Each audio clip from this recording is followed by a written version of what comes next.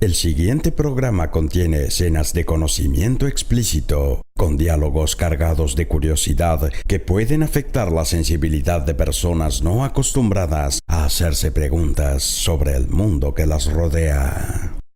Una leyenda medieval cuenta que dos santos hermanos, Cosme y Damián, que vivieron hace 1800 años en Arabia, tuvieron la idea de reemplazar una pierna enferma por una sana. y supuestamente lo lograron. Pero la historia científica de los trasplantes comienza mucho más acá en el tiempo.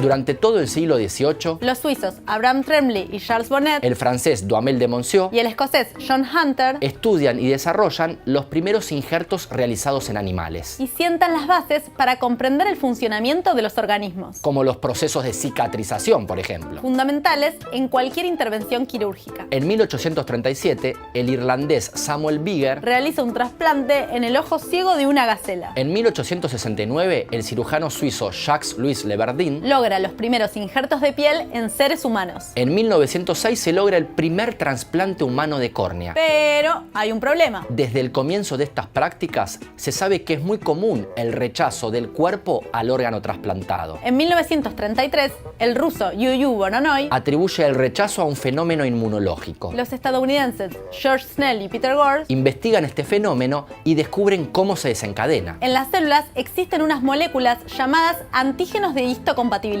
Si ese tipo de moléculas del órgano receptor son muy diferentes a las del órgano trasplantado, Se produce el rechazo. al poco tiempo, distintas investigaciones en todo el mundo generan las primeras drogas inmunosupresoras. Que permiten el crecimiento del número de trasplantes. En Sudáfrica, Christian Barnard realiza el primer trasplante de corazón humano. Durante las décadas siguientes se logran trasplantes exitosos de casi todos los órganos del cuerpo humano. La idea del trasplante recorrió siglos y fronteras hasta transformarse en una práctica médica de rutina. Porque toda buena idea solo puede desarrollarse con Mucho tiempo mucha gente comprometida con la ciencia y la transmisión de esa idea. Un germen incubado, un satélite pinchado, un teorema olvidado, un planeta amenazado, un cerebro iluminado, un esperma congelado, un ambiente saturado, un reactor recalentado. Es nano, es mega, la liga de la ciencia. Es alfa, es beta, la liga de la ciencia. Hola, ¿qué tal? Gracias.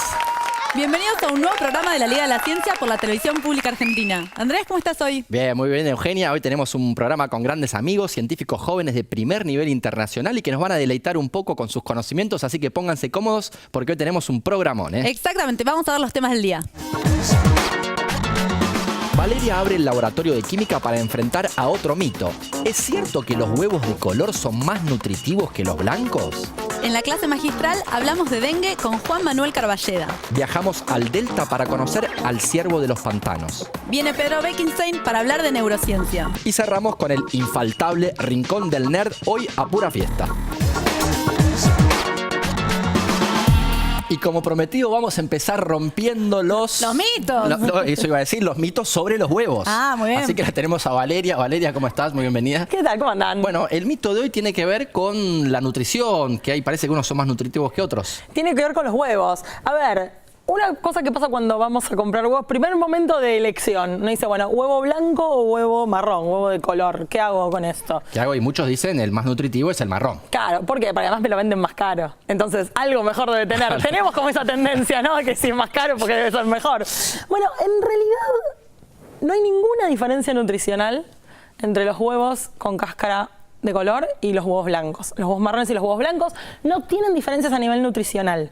Porque Son idénticos. Son idénticos. El color depende solamente de la raza gallina? de la gallina. Ah. Hay gallinas que ponen huevos marrones y hay gallinas que ponen huevos blancos. Nada más. ¿Y hay Eso es gallinas lo único. blancas y marrones? Sí.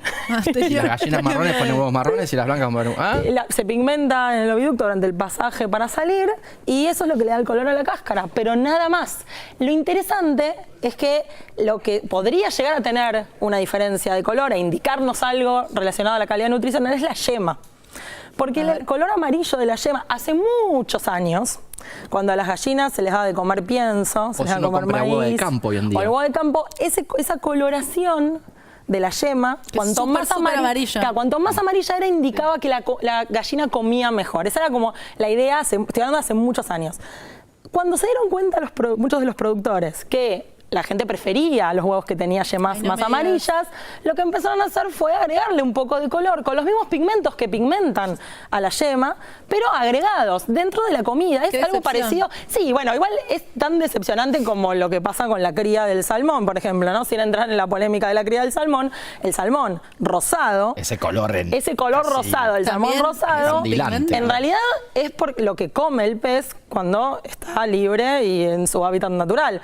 Cuando el salmón se cría, el color del salmón, la carne es blanca. Entonces lo que se hace es se le da pigmentación para que pueda tener ese color. Pero bueno, entonces no hay diferencia en la calidad nutricional en principio, nada que tenga que ver con la cáscara. ¿Y por qué es más caro entonces es un origen, el origen del mito tendría que ver con que las gallinas que ponen huevos marrones son un poco más grandes y necesitan un poco más de alimentación y son un poco más escasas. Entonces uno diría, bueno, es más difícil tener una gallina que ponga huevos marrones, entonces por eso se cobran más caros. Pero la verdad es que no hay estadísticas oficiales al respecto, ni tampoco tenemos mucha evidencia para asegurarlo. Tampoco. No, yo no encontré ninguna evidencia concreta, real, que diga en promedio los tamaños se midieron, pero ese sería el origen del mito. Ahora, a la hora de comprar al supermercado, a la hora de comprarlo en cualquier lugar donde esté certificado y donde venga envasado y estemos seguros que tiene la fecha de vencimiento y todos los controles, no hay diferencias en la calidad nutricional, así que el que más nos guste va a estar bien y no hay ningún problema. Así que eso es a la hora de elegirlo. Una vez que compramos el huevo, supónganse que ya compramos el huevo, bien, hay otra cosa que podemos hacer muy interesante para ver si el huevo lo podemos consumir o no. Porque si no, tengo que abrirlo y oler a podrido. ¿De dónde viene el olor a podrido del huevo cuando está pasado? De las bacterias que viven ahí adentro. Empiezan a descomponerse las proteínas, tienen un contenido alto de proteínas y muchas de las proteínas que tiene el huevo tienen azufre. Y las cosas con azufre son muy olorosas.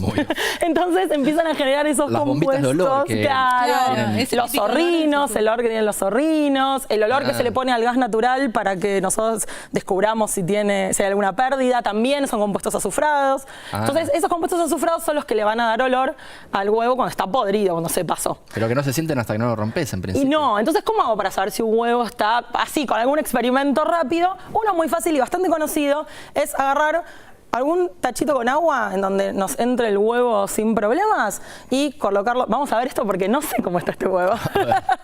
Y es con mucho cuidado lo colocamos y vemos qué pasa. Miren, se hundió. Bueno. No solo se hundió, sino que además se hundió y quedó horizontal. ¿Sí? Eso lo que nos indica es que el huevo está muy fresco. A medida que va pasando el tiempo, lo que va a pasar es que el huevo se va a empezar a parar, ¿sí? Con el tiempo, con los días, a medida que se vaya envejeciendo, se va a ir parando el huevo y cuando ya esté muy, muy, muy viejo, va a empezar a flotar. Entonces, si yo pongo un huevo en agua y el huevo flota, no comamos ese huevo. Ni lo abras mejor. Ni lo abras. ¿Pero por qué? ¿Porque emite gases? Sí, empiezan a descomponerse, empiezan a generar gases y la cáscara del huevo es porosa. Eso quiere decir que tiene pequeños agujeritos por donde ocurren intercambio de gases. Entonces se van perdiendo y va cambiando la densidad. Entonces, en este momento la densidad del huevo es mayor que la del agua y por eso se hunde, pero cuando empieza a ocurrir todo ese envejecimiento y se empiezan a descomponer las proteínas y demás, y empieza a perder gases, la densidad termina cambiando y entonces flota el huevo y con eso podemos saber que está muy envejecido y que no conviene abrirlo. Esa es una de las cosas. Esta cáscara del huevo que dijimos que es porosa nos permite hacer otro experimento que tiene que ver con la composición de la cáscara del huevo. La cáscara del huevo está hecha de carbonato de calcio. ¿Sí? Se llama carbonato de calcio y el carbonato de calcio tiene una particularidad que es que si yo lo hago reaccionar con un ácido, pasa lo siguiente. No les voy a contar todo. Miren, yo lo estoy poniendo en esto que es vinagre y lo voy a cubrir con vinagre. ¿Sí? Esto lo pueden hacer en casa y es muy lindo este experimento. Lo hacía de chiquita. Háganlo. El vinagre es el ácido. El vinagre es ácido acético en agua. Entonces lo que tengo acá es ácido acético y lo que tengo acá es la cáscara del huevo que tiene carbonato de calcio. Si miran con detenimiento, ustedes lo van a poder ver porque están más cerca. Van a ver que empiezan a formarse unas pequeñas burbujitas. Te iba a decir, tenía miedo de decirlo, no estoy viendo cualquier cosa. No, burbujitas. Son burbujitas. Esas burbujitas es dióxido de carbono. Es el dióxido de carbono que se forma en la reacción entre el ácido acético, que es ácido, y el carbonato, ¿sí? Y cuando reaccionan se libera dióxido de carbono y ese dióxido de carbono se escapa. Y lo que va pasando es que el carbonato de calcio, como está reaccionando y está liberándose el dióxido de carbono, se va a empezar a deshacer la cáscara. Claro. ¿Sí? Porque ya lo estoy perdiendo ese carbonato. Si yo dejo este huevo 2 días, ya el día lo vamos a empezar a ver, pero si lo dejo 2 días, lo que va a pasar es que la cáscara se va a deshacer por completo y me va a quedar la parte de afuera del huevo un poquito más endurecida. Y ahora voy a contar por qué. Y lo que voy a ver es el huevo que lo puedo agarrar sin cáscara. Es como blandito. Es blandito, lo puedo agarrar en la mano e incluso si lo muevo voy a ver cómo la yema se mueve por adentro. Es un experimento hermoso que pueden probar. Háganlo, es divertido y solamente necesitan un huevo y un poco de vinagre, así que no hay problema. Y lo interesante es que, ¿por qué pasa esto de que cuando yo agrego el vinagre y se deshace la cáscara no se me desarma todo el huevo? Claro. O sea, ¿qué pasó?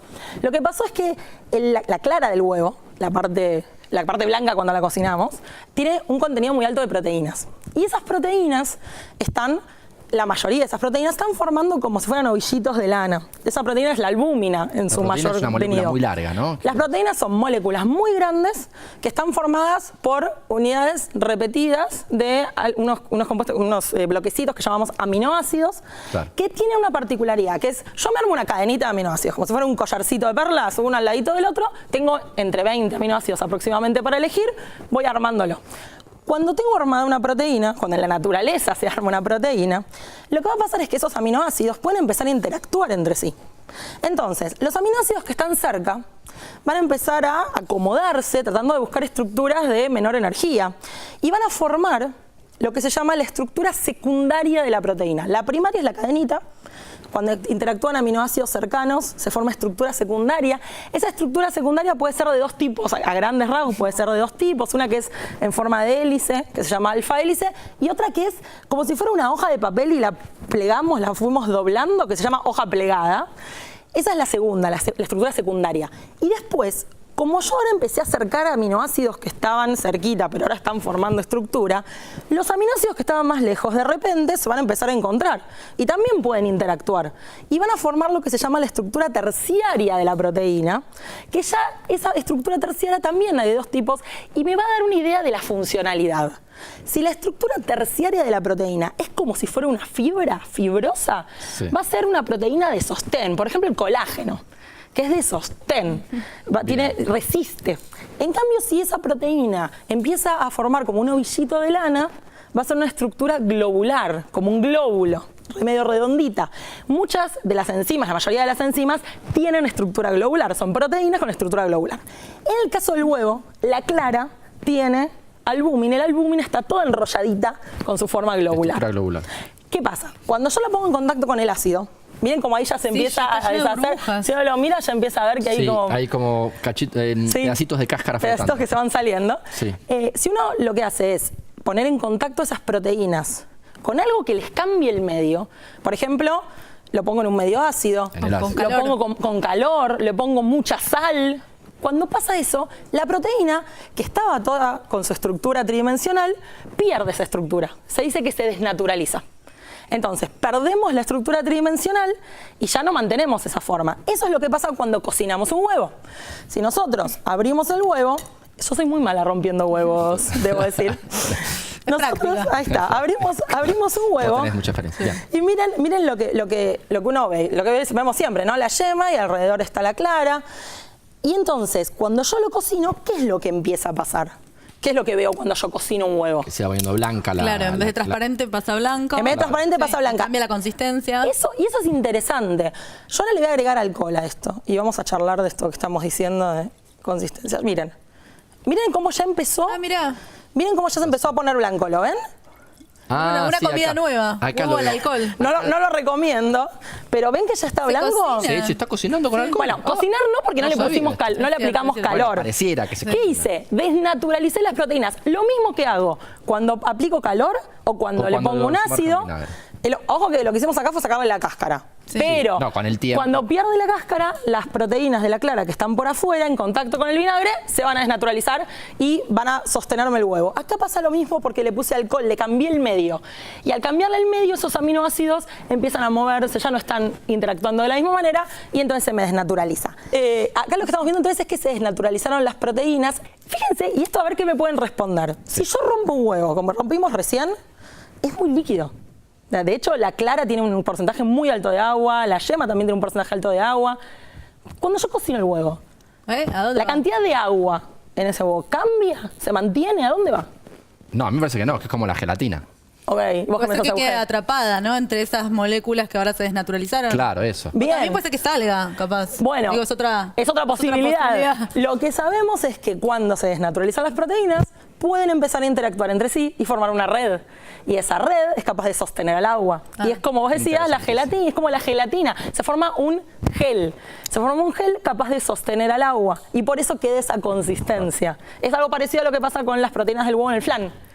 El flan gelifica porque las proteínas del huevo se empiezan a asociar y forman una red que atrapa el líquido. Buenísimo. Bien, tenemos que ir cerrando acá, me están Sí. diciendo, interesantísimo como siempre. ¿Alguna conclusión? ¿Alguna conclusión? Varias. Uno, cuando compro el huevo de color o blanco, Da no lo hay diferencia mismo. en la cadena nutricional. Si quiero saber si lo puedo consumir o no, lo pongo en agua. Si flota, no lo abran. Desnaturalización de proteínas es lo que le pasa cuando lo cocinamos, es lo que le pasa cuando lo ponemos en un otro medio, cuando batimos las claras y levantan, Claro. cuando le ponemos azúcar, cuando le ponemos sal. Y todo esto tiene que ver con la naturaleza de las proteínas y cómo interactúan entre sí. Me encantó. Me encantó, interesantísimo, Vale, un lujo tenerte como siempre. Nosotros nos vamos a un corte y enseguida volvemos con más La Liga de la Ciencia por la Televisión Pública Argentina. Es nano, es mega, la liga de la ciencia es alfa, es beta, la liga de la ciencia.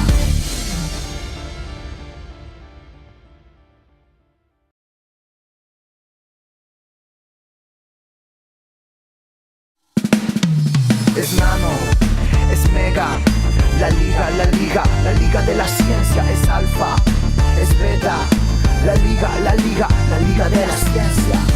Y arrancamos este bloque con una nueva clase magistral.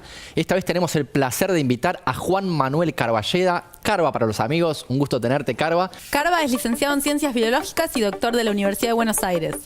Forma parte del Laboratorio de Virología Molecular, liderado por la doctora Andrea Gamarnik en el Instituto Leluar, y además es divulgador en el colectivo El Gato y la Caja. Carva nos va a hablar sobre el dengue, que es ni más ni menos que la enfermedad viral de transmisión a través de los mosquitos de mayor impacto a nivel mundial. Ya empezó a haber mosquitos, ya con el calor empezó a haber un montón de mosquitos. Yo tuve que poner una pastilla anoche para poder dormir.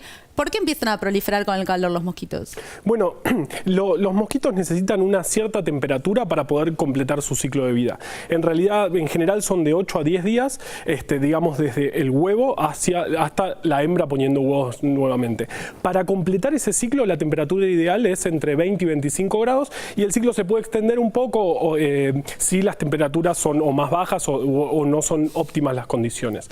Aedes aegypti ya están proliferando todos los mosquitos porque en general necesitan temperaturas parecidas, pero los que transmiten la enfermedad, el dengue, por ejemplo, y otras, es Aedes aegypti, que también ya empezaron a verse en los monitores que hay por toda la ciudad. Y recién nos contabas que 2016 fue el año con la mayor epidemia de dengue en la historia argentina. Sí. ¿Eso por qué?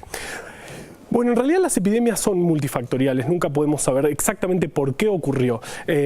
Mosquito ya, Argentina, mosquito transmisor del dengue, que es Aedes aegypti, tenemos desde hace bastantes años y se va extendiendo cada vez más según el cambio climático. Ya hay hasta Bahía Blanca, ya se encuentra Aedes aegypti.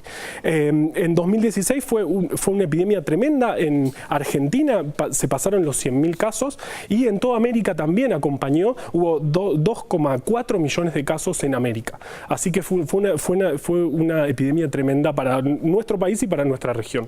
Y claro, ustedes en el laboratorio estudian en particular el virus, ¿no?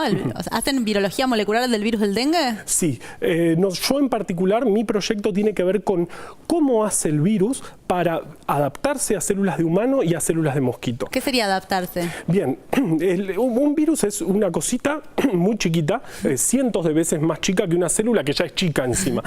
Y el virus tiene que entrar a la célula, tiene que, sin que la célula se dé cuenta, tiene que gobernar toda la célula para poder el virus replicarse y generar mucha cantidad de virus que eventualmente infectan otras células y luchar contra un sistema antiviral que la célula ha desarrollado, que nosotros también tenemos cientos de millones de años de evolución, así que no es tan fácil para el virus evadir este sistema. Sí. Y este virus en particular tiene algo tremendo, que además de poder gobernar o atacar células humanas, tiene que hacerlo con células de mosquito, que son recontra diferentes, los mecanismos son muy distintos. Porque vive dentro del vive, en realidad el virus no sé si vive, pero bueno, está dentro del mosquito y después pasa a humanos, eso es parte del ciclo de vida del mosquito. Sí, el ciclo de vida es estricto En el caso de dengue, no, por ejemplo, el Zika, que también se puede transmitir entre humanos. El caso de dengue es estricto entre mosquitos y humanos. No nos podemos contagiar de otro humano, solo nos contagiamos de mosquitos que previamente picaron a un humano infectado. O sea, la transmisión siempre es saltando entre humanos y mosquitos. ¿Por qué el dengue se transmite solo por el mosquito y el Zika, por ejemplo, que comparte el vector, puede transmitirse por vía sexual? Sí, bueno, primero es una buena pregunta. El dengue y el Zika son virus muy similares, son realmente bastante similares, y tiene que ver con a dónde llega el virus, a dónde puede llegar el virus. El Zika en particular se vio que puede llegar al semen, entonces por eso puede transmitirse por vía sexual. El dengue, en cambio, nunca llega a ninguna, no llega a semen ni se lo vio en otros fluidos que si no sea en la sangre. Entonces, para poder transmitirse necesita de un mosquito vector, que no es un transportador, no es que el mosquito agarra un poco de sangre y lo lleva. El virus también replica en el mosquito y también tiene que generar gran cantidad de virus. ¿Y cómo este descubrimiento de ustedes ayuda a crear mecanismos de defensa contra la propagación del virus? Bueno, en realidad nuestro laboratorio hace ciencia básica. Lo que estamos tratando de ver es qué estrategias usa en cada uno de los pasos que utiliza el virus para replicar, como decimos, muchas veces ya creo, en células humanas y células de mosquito, y descubrir cuáles son esos mecanismos, cuáles son cada uno de esos pasos, nos abren puertas para identificar posibles antivirales o posibles blancos que nosotros podamos atacar para evitar la propagación del virus. Hablando de eso, se desarrolló una vacuna contra el dengue que llegó a la Argentina. Sí, varias. La única licenciada hasta ahora se llama Dengvaxia. Fue en septiembre, se aprobó en Argentina. En realidad todavía no está disponible, le están haciendo las primeras pruebas antes de liberarla comercialmente. No es la vacuna perfecta. Dengue son 4 tipos de virus distintos que se llaman serotipos, serotipo 1, 2, 3 y 4, no se les ocurrió otra forma mejor, pero igual no está tan mal. Son científicos. Sí. Entonces, una vacuna tiene que proteger sí o sí contra los 4 tipos. ¿Hay alguno más peligroso que otro? Es una tremenda pregunta. No se sabe. Lo que sí se sabe es que en los lugares donde están circulando más de un tipo son los lugares más peligrosos, son donde aparecen los casos más graves de dengue. ¿Y la vacuna no es perfecta? Termina con esa explicación. No es perfecta la vacuna porque no protege de igual manera a todos los serotipos. Hay algunos que los protege alrededor del 50%. Entonces, esa vacuna está recomendada para países donde hay alta incidencia de dengue y solamente se puede dar a personas entre 9 y 50 años. Después hay otras, esa es la vacuna que llegó, digamos. El desarrollo de una vacuna son muchísimos años y es muy complejo. Esa es la vacuna que llegó comercial. Hay otras 2 que están en el camino que tal vez sean un poco más prometedoras. Me dicen acá que te pregunte si los mosquitos se huyen de Led Zeppelin por la remera de los discos de Led Zeppelin. Bueno, sí, era la mejor remera que tenía. Me puse la mejor remera que tenía para venir acá. No sé, es una buena pregunta. No, te hago una pregunta más en serio ahora. Tengo un amigo, yo viví en Brasil muchos años y allá la epidemia del dengue tiene una importancia mucho mayor y es muy común cruzarse a personas que tuvieron dengue, ¿no? Y que sobrevivieron, porque hay que decir que el dengue puede ser mortal, ¿no? Y lo que cuentan es que es un dolor en los huesos. Él me decía, mira, es indescriptible el dolor que tenés en los huesos. ¿Eso por qué es? Bien, dengue, como dijimos al principio, es la enfermedad transmitida por los mosquitos más importante del mundo. ¿Y la malaria? Bueno, en realidad, también es importantísima, pero dengue es la más importante porque, en realidad malaria no la transmite un virus, digamos la enfermedad viral transmitida por mosquito más viral, claro, no me dijimos viral. Está bien, viral. Ok, bueno, tiene ese título, tiene ese título porque causa alrededor de 400 millones de infecciones por año. 400 millones, es una barbaridad. Sí. Es increíble. Terrible. De esos, 500.000 son los que tienen las formas, en realidad de esos 400 millones, 2/3 son asintomáticos. Del tercio que queda, 500.000 tienen el dengue más grave. Hay 500.000 hospitalizaciones por año y de esos el 2,5% fallecen. Entonces, No se sabe muy bien por qué se llega a esos episodios, pero entre los síntomas más comunes es dolor de articulación, fiebre, que puede llegar a ser muy alta, y los dolores de articulación pueden ser tremendas, porque el virus está replicando en células que se acumulan en las articulaciones, por eso tanto dolor. Por eso que tiene como dolor en los huesos. En realidad más que huesos, articulaciones. Claro, entonces. sí. ¿La enfermedad no se llama a veces rompehuesos? Sí, no me acuerdo en qué idioma. Dengue quiere decir rompehuesos. Y una pregunta que no sé si es un mito, pero una vez escuché que si tenés dengue 2 veces, ¿te morís? Bueno, eso es lo que suena decían. Mito, ¿no? No, más o menos, bueno, un poco y un poco, como todos los mitos, bueno, no sé. En realidad no es si tenés dengue 2 veces, el tema es una infección con un serotipo distinto al que te infectaste por primera vez. ¿Y ahí sí es mortal? Ahí no es mortal, hay más posibilidades de generar los dengues más graves. Ok. Pero no se sabe muy bien por qué. Hay distintas teorías que hablan del sistema inmune no pudiendo atacar eficientemente porque reconocen algo muy parecido, porque vos te infectaste, no sé, en el 2008 te infectaste con dengue 2, ahora te infectás con dengue 1 y tu inmunidad contra dengue 2 es imperfecta para el nuevo virus. ¿Pero contra dengue 1 sí ya estás inmunizado? Contra dengue 1 estás inmunizado por el resto de tu vida. Qué interesante. Excelente, bueno. Y para ir cerrando, última pregunta, como servicio también a la comunidad, ¿qué podemos hacer para prevenir la epidemia de dengue? Bueno, es una gran pregunta. Nosotros tenemos que cuidar, no dejar agua estancada en casa, hay que tapar donde se pueda acumular agua.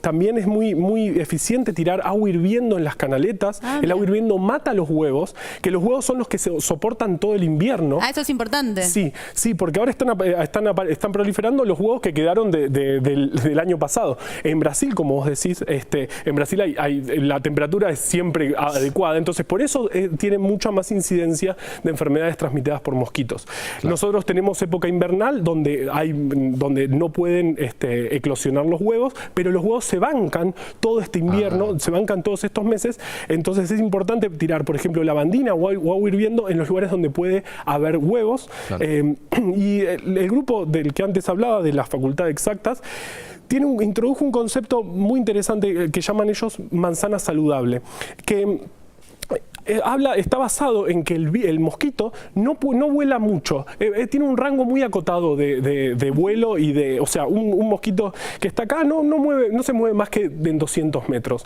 Entonces, no es capaz de ir más allá de una manzana. Entonces, si nosotros cuidamos a toda nuestra manzana donde vivimos y conocemos la gente que tal vez no tiene acceso o no puede llegar, por ahí son viejos y no llegan alto a sacar agua en una canaleta que quedó, si nosotros podemos conseguir que una manzana sea limpia, sea saludable, vamos a estar todos protegidos, porque no van a venir mosquitos de otros lados, porque no son capaces de volar mucho. Únicamente también el plato de la maceta que uno suele dejar con agua. Después es importantísimo cambiarlo. Todo donde haya agua acumulada y estancada es un lugar ideal para estos mosquitos, para Aedes aegypti, que en general no crecen, no se desarrollan en parques. Cuando vemos esas fumigaciones en los parques, en realidad no están siendo efectivas para el mosquito que transmite el dengue, sino para otros mosquitos. Bueno, genial. Gracias. Carva, clarísimo. Clarísimo, muchísimas gracias. Esperamos en breve irte a visitar a la Fundación Instituto Leluar. Vengan cuando quieran. Así que bueno, y que vuelvas pronto también. Muchísimas gracias. Gracias a ustedes. Nosotros nos vamos y enseguida volvemos con más La Liga de la Ciencia por la Televisión Pública Argentina. Es nano, es mega, la liga de la ciencia es alfa, es beta, la liga de la ciencia.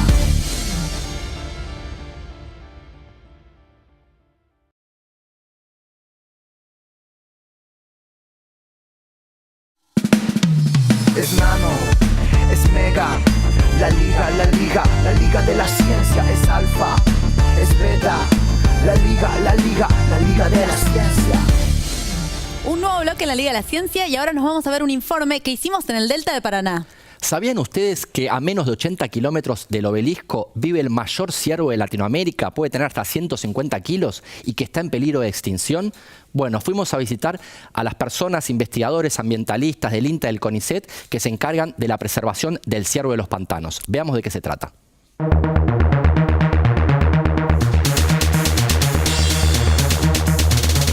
Javier, ¿cómo nace Proyecto Pantano? A mediados de la década del 90, unos científicos de la Universidad de Buenos Aires, que estudiaban biología en ese momento, comenzaron a tomar la primera información sobre el ciervo de los pantanos en el delta.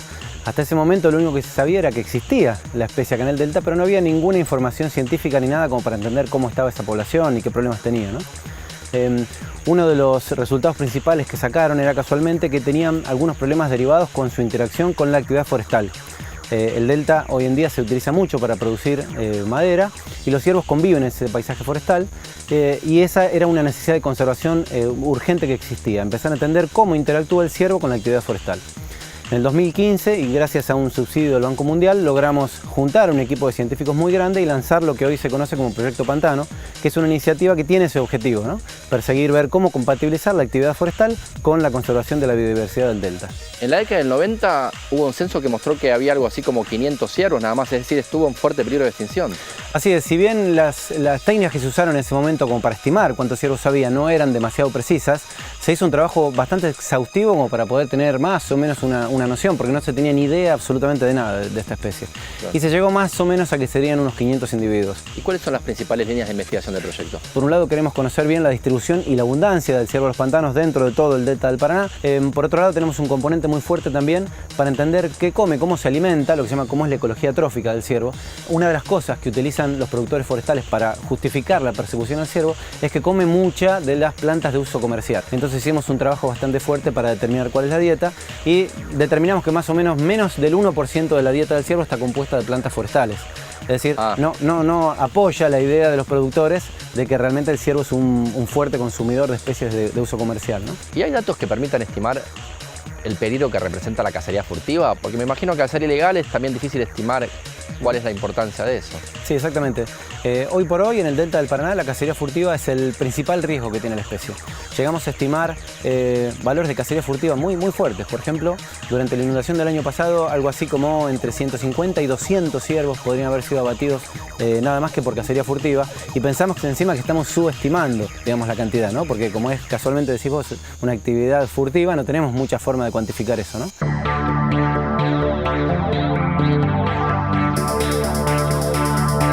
Bernardo, ¿cómo compatibiliza Arauco su producción forestal con la conservación? Arauco como compañía forestal tiene como objetivo ser un referente mundial en la producción sustentable de productos forestales. Esta sustentabilidad se basa en tres pilares, uno tan importante como el otro. El proyecto debe ser rentable, pero además debe ser sustentable ambientalmente y socialmente. Uno debe trabajar contemplando y cuidando el ambiente, tanto como la rentabilidad de su actividad, como así también su vínculo con la sociedad en la cual convivimos. Y la sociedad en la cual convivimos nos está solicitando, nos lleva a que el ambiente deba ser cuidado, tanto como para nosotros como para ellos.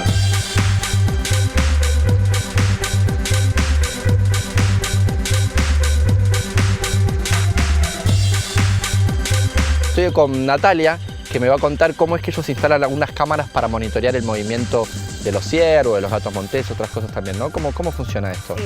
Estas cámaras ya hace unos años que venimos trabajando, es una metodología que ya se usa en muchas partes del mundo, con mamíferos particularmente, que son unas cámaras automáticas. Hoy son más conocidas porque se utiliza muchísimo para seguridad, son muy parecidas, que tiene un sensor de movimiento y cuando un animal pasa por delante de la cámara se activa y saca unas fotos, y en esta particularmente se puede programar para que saque foto y filme. ¿Y cómo eligen dónde poner una de estas? ¿Hay algún criterio? En general se elige al azar, pero luego una vez que llegas al lugar se trata de buscar las sendas por donde se mueven los animales, porque si bien ellos pueden estar en todos lados, como generalmente utilizan sendas, uno con eso maximiza la posibilidad de que pasen por delante de la cámara. Algo muy importante que ya empezamos a hacer hoy es la concientización de la gente, trabajar con las comunidades locales, trabajar con los chicos, que son los productores del futuro, como para que hoy ese principal problema de conservación, que es la cacería furtiva, termine siendo una historia del pasado y empecemos a ver la conservación y la producción de otra forma totalmente distinta. Y me pareció interesantísimo, buenísimo, cómo logran conciliar explotación forestal con conservación. Nos dijeron que van a seguir durante muchos años más, así que vamos a estar atentos cómo sigue el proyecto Pantano. Bueno, y del ciervo de los pantanos nos vamos a hablar un poco del cerebro con nuestro columnista que más sabe de neurociencias. Pedro, bienvenido. Pedro, muy bienvenido. Te extrañábamos. Gracias, ¿cómo están? ¿Qué nos trajiste hoy? Bueno, como siempre vamos a hacer un experimento y después vamos a charlar un poco de qué Nos de qué encantan la va. los experimentos. Lo primero es una pequeña trivia, ¿sí? Así que acá hay unas preguntitas. A ver, por este ejemplo, país no tiene ejército y en el año 2015 fue nombrado el más feliz del mundo. ¿Sabes cuál es? Yo sé que Costa Rica no tiene ejército. Bueno, no importa, vamos con otra. Vamos, no importa eso. ¿Los tomates son frutas o vegetales? ¿Importa, lo digo, lo que pienso? Son frutos. Yo creo que son frutas. Son frutas, no sé si son frutas. Bueno, veremos. ¿Cuál es el país más grande de África y está cubierto casi en su totalidad por el desierto del Sahara? ¿Argelia? ¿Nigeria? ¿Qué pasa? ¿Por qué no hay respuesta? No hay respuesta. No hay respuesta. ¿Esta bandera es de Colombia? No sé, ahora yo no me Ahora ya animo a dudo decir todo. nada. Sí, no sé, ahora la dudo de verdad. todo con la cara de Pedro. A Muy ver. bien. La capital de Canadá. Ottawa. Muy bien. Muy Yo iba a decir bien. Toronto, amigo. No, Ottawa. Yo viví en Ottawa 6 meses. Ah, por qué vivo. eso. Sí. ¿Por qué los libros tienen páginas en blanco? Ah, Y porque le sobra la Estética, edición. diseño, Para qué acá que sé. las dedicatorias. Qué Pedro buena sabe de pregunta. dedicatorias de libros. Bueno, ahora que están listos, perdón, sí. pero vamos. Vamos. Bueno, este test ya lo conocen, en realidad es el test de Stroop. Ah, sí. Sí, básicamente lo pueden jugar también en casa. Dale. Tienen que decir el color con el que está escrita la palabra, pero no La palabra, el color con el que está escrita. Exactamente. Lo más rápidamente posible. Sí. Bien. ¿Concentrada? Perfecto, sí, estoy concentrada. A ver, yo creo que esto. Rojo, azul, Azul. amarillo, verde, violeta, naranja, azul, violeta, rojo, azul, verde, violeta, rojo, amarillo. Muy bien. Bueno, vieron que esta es una versión modificada del test de Stroop. Sí. Sí. Este fue fácil porque... Porque no fue era el fácil. color, o sea, no era el nombre del color. Yo el que Exactamente. conozco dice azul en rojo y vos querés decir rojo, pero dice azul. Sí, No pero podés no leer. por ahí ustedes no lo notaron, pero hay algunas palabras en las que tardaron un poquito más que en otras. Ah, por ejemplo, espárrago que es verde y está... ¿O no es eso? No en esas, pero había algunas palabras, por ejemplo, como Google o Wikipedia o Internet, que uno tarda un poco más en decir el color. Como que esas palabras están más presentes en la cabeza de uno, porque uno viene de ciertas preguntas que le obligan a pensar en dónde está esa respuesta. Y normalmente uno nos piensa... premiaste. Sí, exactamente.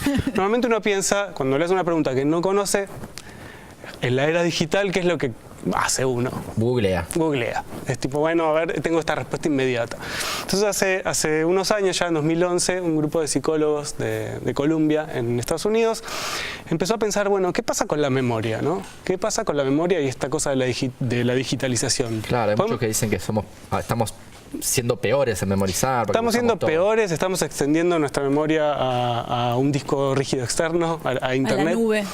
Etcétera. Entonces, este es uno de los primeros experimentos que hicieron. Primearon a las personas con una serie de preguntas, algunas más fáciles, otras más difíciles, como para hacerlos recordar de alguna manera que hay información que está en Internet y que ellos no saben. Y después les hicieron este mismo test y notaron que las personas tardan más en decir el color con palabras que están relacionadas con Internet o con computadoras, etcétera. Ah, pero eso porque como que al leer una palabra que hace poco evocaste, como que... Las palabras que tienen que ver con el almacenamiento de información digital están más presentes en tu cabeza y entonces llaman mucho más la atención que palabras que son neutras. Y compiten con el color, digamos. Exactamente, entonces tardás un poco más porque están como mucho más presentes. Pero hicieron muchos otros experimentos en los que les daban ciertas frases que se tenían que acordar. Y algunas veces esas frases les decían, estas frases fueron guardadas en la computadora, y otras veces les decían, esta frase fue eliminada. Y lo que notaron es que las frases que decían que iban a ser eliminadas, la gente las recordaba más que las frases que la computadora decía que estaban guardadas. Mirá, ¿Por qué? como- Porque cuando uno piensa que está guardada, dice, no necesito acordarme de esto, está en algún lado. Claro. Mientras que cuando se borra y no está en ningún lado, vos decís, esto me lo tengo que acordar. Pero eso ocurre inconscientemente. Inconscientemente. Y después lo que probaron es si las personas se acordaban más de dónde estaba la información más que el dato en sí mismo. Entonces también les pusieron frases y en algunas frases les decían, esta frase se guardó, o este dato se guardó en tal folder, en tal carpeta, y este dato no se guardó en ningún lado. Y entonces después les preguntaban, bueno, se fijaban cuáles datos se acordaban más, y de los datos que se acordaban, no sabían dónde estaban guardados. Pero de los datos que no se acordaban, sabían dónde estaban guardados, pero no se acordaban del dato en sí mismo. Entonces, Eso está bueno, porque te acordás dónde está la información, que en definitiva es lo importante. Si te acordás dónde está la información, pero no te acordás la información en sí misma. Y si te acordás de la información, evitás acordarte dónde está. Esto es interesante porque el equipo este, que es de Daniel Wegner, que es un psicólogo, viene desde ya los 80 trabajando... ¿De Inglaterra, no? No, son de Estados Unidos. Ah, no, entonces otro Wegner, sí. Y ellos vienen trabajando desde hace mucho tiempo con el tema que ellos llamaron memoria transactiva. Y lo vienen trabajando entre personas. Esta idea que, por ejemplo, en una pareja la información se reparte. O sea, los dos no se acuerdan de las mismas cosas. Algunos se acuerdan de algunas cosas y otros de otras. Otros donde están los documentos. Te complementás. Exactamente, como en algún momento confías en que otro tiene la información que vos no tenés y sabés dónde ir a buscarla. Y entonces ellos se preguntaron si las computadoras o si Internet funciona como una especie de persona que lo sabe todo y a la que podemos acudir entonces en cualquier momento. No te acordás de nada porque total decís, después acudo a Internet. Hay dos cosas que pasan. Bueno, uno es esto que está bastante claro. Parece ser que las personas se acuerdan más de dónde está la información que la información en sí misma. Como tener el teléfono del que sabe. Exactamente. Entonces uno está cambiando la manera en la que almacenamos información. Y por otro lado, ¿qué consecuencias tiene esto, ¿no? ¿Qué es lo que pasa con la información que creemos que tenemos? Y hay otro grupo que hace cosas muy interesantes, que está en Yale, también en Estados Unidos, que lo que se preguntó es esto: ¿qué consecuencias tiene para lo que uno cree saber cuando la información está disponible en Internet, en Wikipedia, etcétera? Y lo que notaron es que las personas empiezan a a no diferenciar tanto la información que está almacenada en el cerebro de uno de la información que está almacenada en la computadora o en Internet. Es como que las personas que tienen acceso a Internet hicieron varios experimentos, pero básicamente lo que concluyeron es que las personas que tienen acceso a responder determinadas cosas en Internet, después cuando les preguntan otras cosas que no tienen que ver con los datos o las preguntas que les hicieron antes, creen saber más. O sea, cuando hacen una autoevaluación de cuánto crees que sabes y qué preguntas puedes contestar. Es la metacognición, cuánto uno cree saber de lo que realmente sabe. Cuando uno conoce lo que conoce. Y las personas que tienen acceso, que tuvieron acceso a Internet durante los experimentos, como que piensan que saben más que lo que en realidad saben. No saben más que los otros que no tuvieron acceso a Internet, pero en la autoevaluación creen que saben más. Y cuando les muestran unas figuritas de lo que se supone que son sus cerebros activados, digamos, les muestran imágenes de resonancia magnética funcional que no son de sus cerebros, son de otros, pero les dicen que son los de ellos. Y hay cerebros más activados y menos activados. Las personas que tuvieron acceso a Internet eligen las imágenes donde los cerebros están más activados. Como que ellos además creen que los cerebros se activan más de ellos porque saben más, porque tienen más conocimiento. Entonces es interesante. Por un lado, estamos repartiendo la información que adquirimos entre nuestro cerebro y las computadoras o Internet. Pero a su vez creemos que sabemos un montón. Pero a su vez creemos que nuestra memoria como que está expandida y se fusiona un poco. Los límites entre lo que es nuestra memoria propia y lo que es lo que está almacenado externamente están bastante difusos, y eso hace que nuestra metacognición y lo que creemos que sabemos sea distinto. Y Pedro, porque tenemos que ir cerrando, pero esto es un mensaje un poco pesimista, me parece, o sea, o no, ¿qué pensás vos? Estamos siendo más... No solo estamos siendo un poco más tontos, sino que nos queremos más inteligentes. No sé si es pesimista, es lo que es, pero digamos, lo que a mí me parece es que en general siempre pasan estas cosas con la tecnología, ¿no? Como que uno dice, cuando salió la tele, ¿no? La tele te hace estúpido, claro, los videojuegos... O Sócrates, que decía que no había que escribir porque estabas tercerizando tus capacidades, exactamente, ¿no? Y lo que yo pienso es como, o la calculadora, ¿no? Que vos decís, bueno, cuando usás la calculadora vas a dejar de usar herramientas cognitivas, etcétera, pero en definitiva lo que te permite la tecnología es hacerte preguntas o llegar a lugares a los que no podías llegar antes. Entonces, obviamente tiene consecuencias, y si sabemos cuáles son esas consecuencias, de alguna manera podemos ajustar nuestra educación para orientar mejor. ¿Uno podría decir que no se está ocupando de ciertas cosas, se puede ocupar de otras? Sí, hay algunos experimentos donde ven que, por ejemplo, cuando pones el GPS en el auto, se apagan regiones del cerebro que tienen que ver con el planeamiento y la navegación. Entonces, como que confías otra vez en los dispositivos externos, y eso te libera, en principio, algo de carga cognitiva para hacer otras cosas como boludear con el teléfono. No, eso no. Esto es una mala idea. Eso no lo hagan. Bueno, Pedro, muchísimas gracias, interesantísimos. Tal vez la verdad es que creerse inteligente es medio tonto. Pero bueno, en fin. Nosotros nos vamos a un corte y enseguida volvemos con más La Liga de la Ciencia por la Televisión Pública Argentina. Es nano, es mega, la liga de la ciencia. ciencia es alfa, es beta. La liga de la ciencia.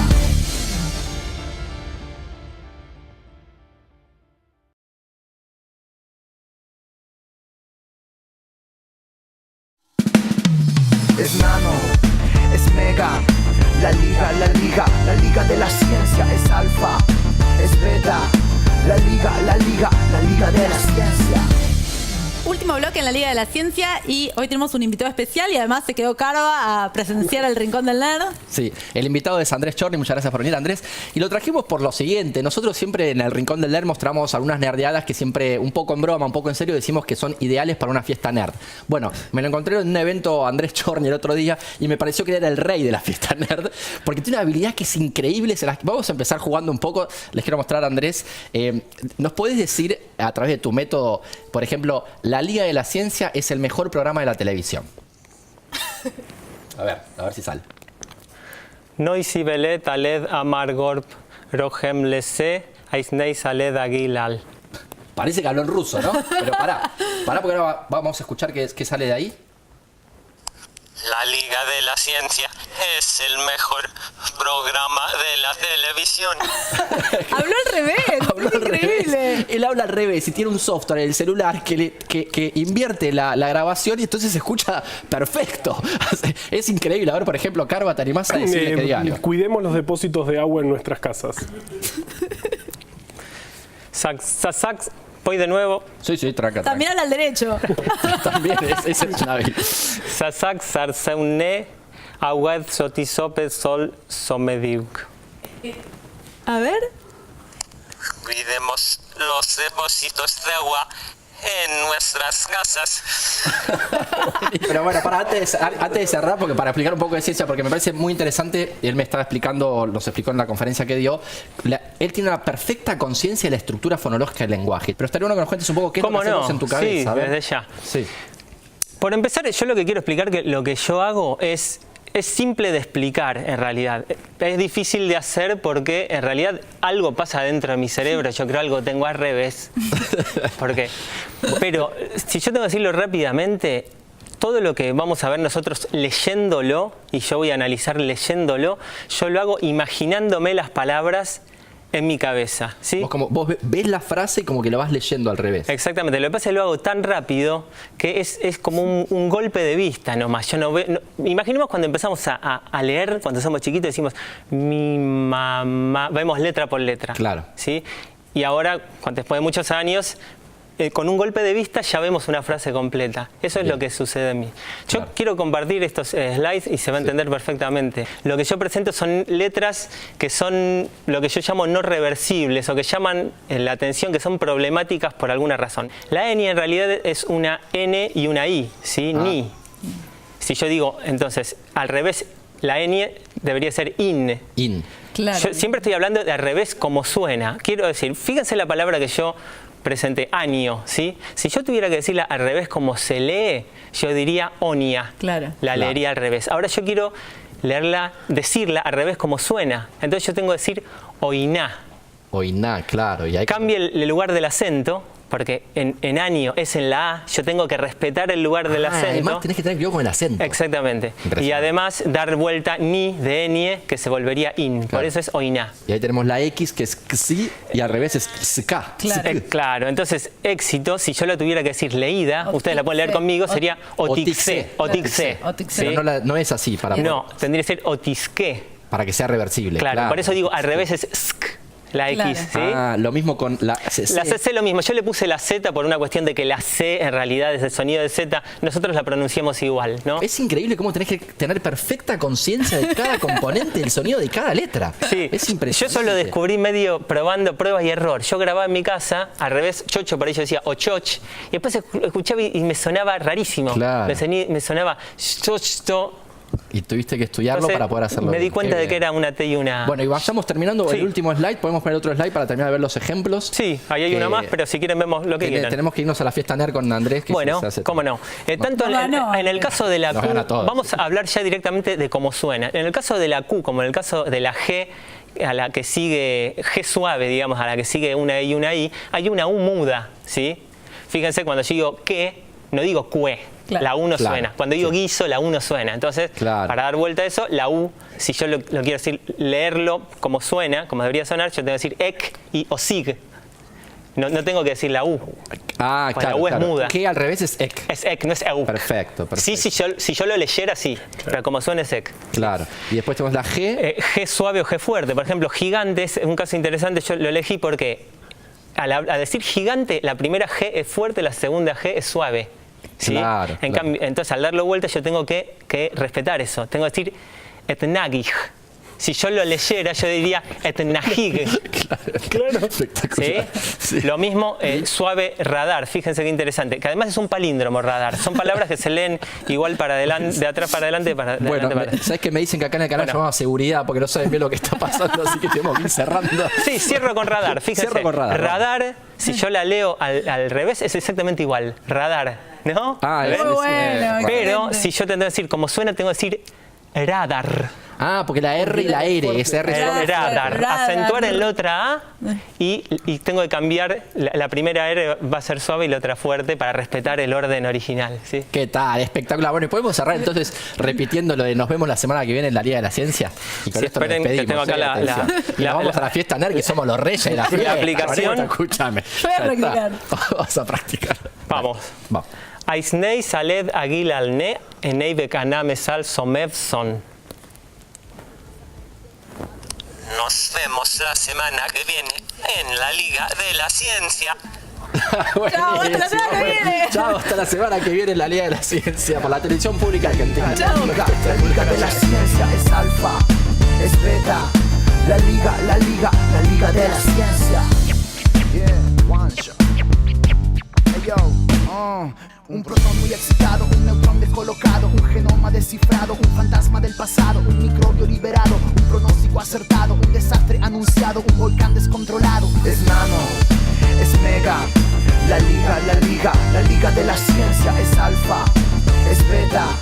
La Liga de la Ciencia.